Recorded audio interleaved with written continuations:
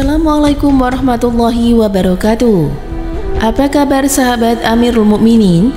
Semoga semua dalam lindungan Allah Subhanahu wa taala. Ketika Nabi Muhammad SAW yang masih belia dan belum diangkat sebagai utusan Allah Subhanahu wa taala, beliau pernah bertemu dengan seorang pendeta yang melihat tanda kenabian pada dirinya. Dan berikut adalah kisahnya. Ibnu Ishaq dalam Asyirah An-Nabawiyah yang telah diterjemahkan oleh Ali Nurdin menceritakan sebuah riwayat mengenai pendeta atau rahib asal Busra, Syam bernama Buhairah yang mengetahui kenabian Nabi Muhammad saat berjumpa dengannya. Kisah bermula ketika Abu Thalib, paman Nabi Muhammad, hendak berangkat ke Syam bersama kafilah dagang. Saat persiapan keberangkatan, Nabi Muhammad yang berusia belia ingin ikut. Umur beliau sekitar 9 atau 10 atau 12 berdasarkan riwayat yang berbeda. Hati Abu Thalib pun luruh. Ia berkata kurang lebih, "Demi Allah, aku akan membawanya pergi. Ia tidak akan berpisah denganku dan aku juga tak akan meninggalkannya." Setelah itu ia pergi dengan membawa keponakannya itu. Tibalah rombongan dagang di Busra, wilayah Syam. Di sana dikenal seorang pendeta yang senang menyendiri dan tidak pernah keluar dari biaranya sejak diangkat menjadi rahib. Ia menjadi rujukan ilmu bagi pemeluk ajaran Nasrani dan mereka mempelajari ilmu agama darinya. Namanya adalah Buhairah. Banyak dari kalangan dagang Quraisy yang kerap mampir di tempat itu. Tetapi pendeta Buhairah tidak pernah berbicara dengan mereka, bahkan menampakkan diri sekalipun kepada mereka. Pada tahun itu, saat kafilah dagang Abu Thalib menepi di dekat biara, Buhairah telah menyiapkan banyak hidangan.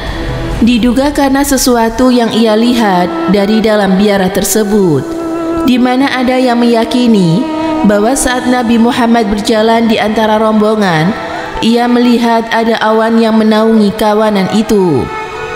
Mereka pun singgah dan bernaung di bawah pohon terletak di dekat biara.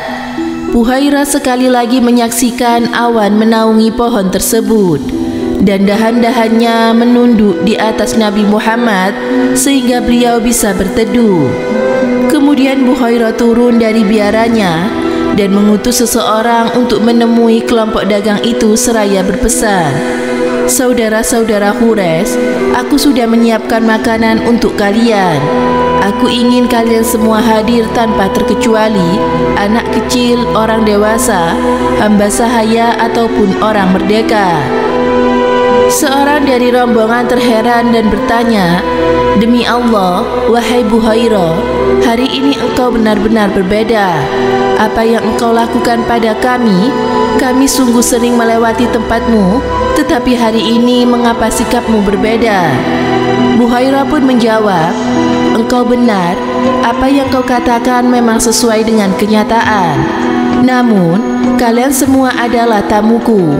Aku ingin menghormati kalian dan membuat makanan untuk kalian. Karena itu, kuharap kalian semua memakannya."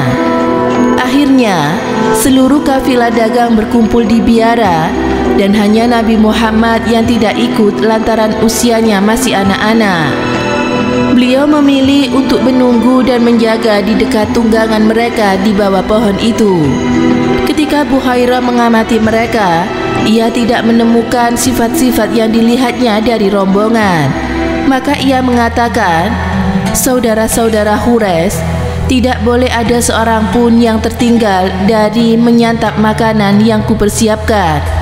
Mereka berujar, "Wahai Buhairah, tidak seorang pun tertinggal untuk mendatangimu, kecuali seorang anak muda usianya, ia tetap berada di kendaraan."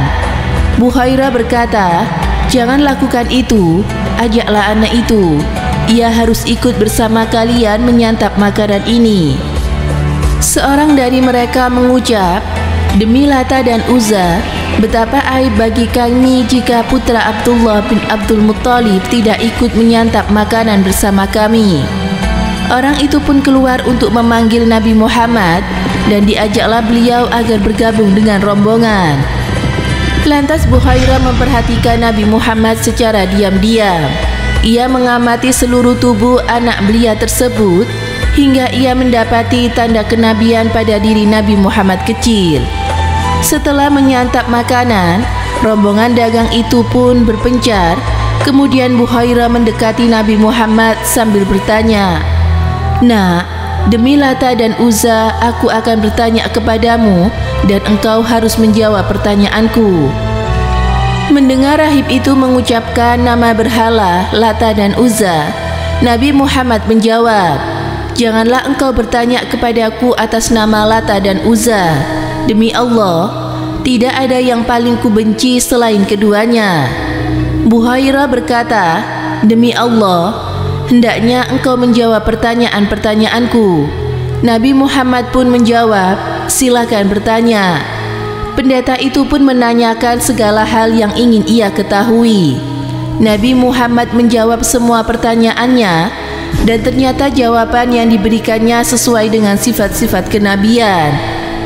Akhirnya Buhairah memeriksa punggung Nabi Muhammad. Ia menyaksikan ada stempel kenabian antar kedua bahunya, seperti bekas bekam, persis di tempat yang ia ketahui.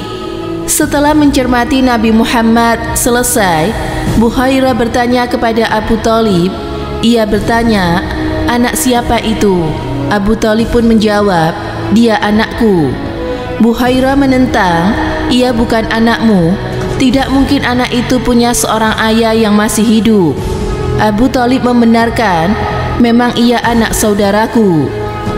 Buhairah bertanya kembali, apa yang dilakukan ayahnya?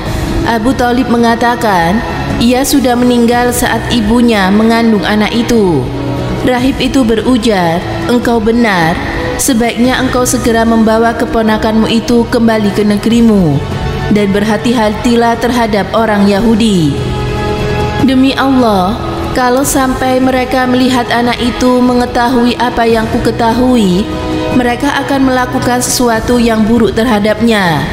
Sungguh, keponakanmu itu akan memiliki kedudukan yang agung. Sekarang pulanglah, cepat kembali ke negerimu," ucap Buhairah. Selesainya urusan dagang di Sam, Abu Thalib pun langsung membawa Nabi Muhammad pulang ke Mekah.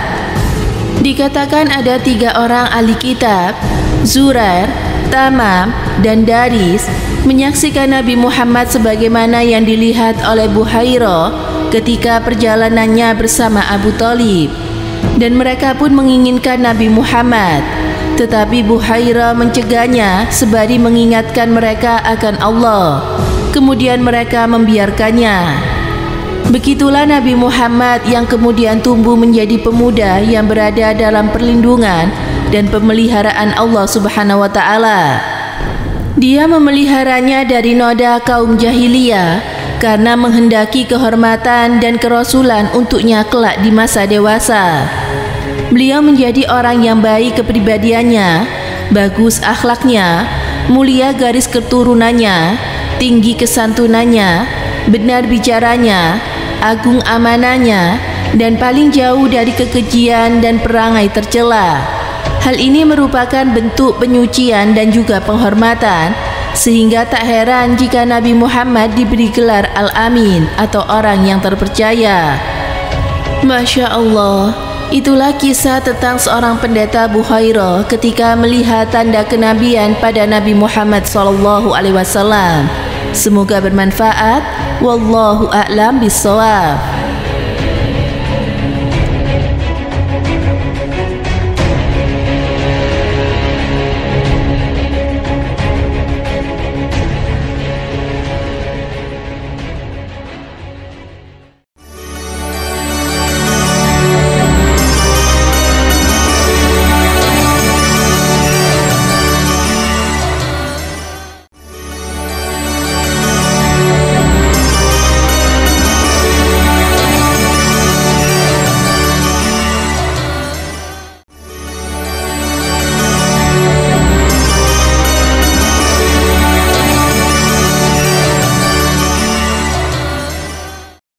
Assalamualaikum warahmatullahi wabarakatuh. Pemirsa Amirul Mukminin yang dirahmati Allah Subhanahu wa Ta'ala, Nabi Muhammad SAW tidak membawa ajaran baru. Ajaran yang dibawa oleh Nabi Muhammad adalah sebagai penyempurna dari ajaran-ajaran tauhid yang pernah didakwakan oleh para nabi dan rasul sebelumnya. Jadi sebenarnya ajaran Nabi terdahulu dengan ajaran yang dibawa oleh Nabi Muhammad SAW, yakni saling keterkaitan atau saling berhubungan. Sebagai Nabi dan utusan Allah yang terakhir, pemberitahuan tentang Nabi Muhammad SAW sudah ada di dalam kitab-kitab terdahulu. Misalnya yaitu kitab Taurat, Zabur, dan juga Injil. Bahkan di kitab suci agama Hindu, yakni Weda. Dan perlu dicatat bahwa setelah kedatangan Nabi Muhammad SAW, kitab-kitab yang terdahulu sudah tidak diperlakukan atau sudah dinas atau sudah dihapus oleh kitab suci Al-Quran. Dan mereka semua atau umat manusia seharusnya mengikuti Nabi Muhammad SAW sebagai Nabi terakhir.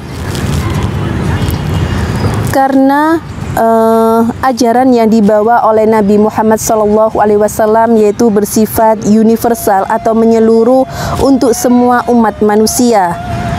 Tidak seperti nabi-nabi sebelumnya, misalnya Nabi Musa hanya untuk Bani Israel, lalu Nabi Isa hanya untuk Bani Israel di daerah Palestina dan di sekitarnya.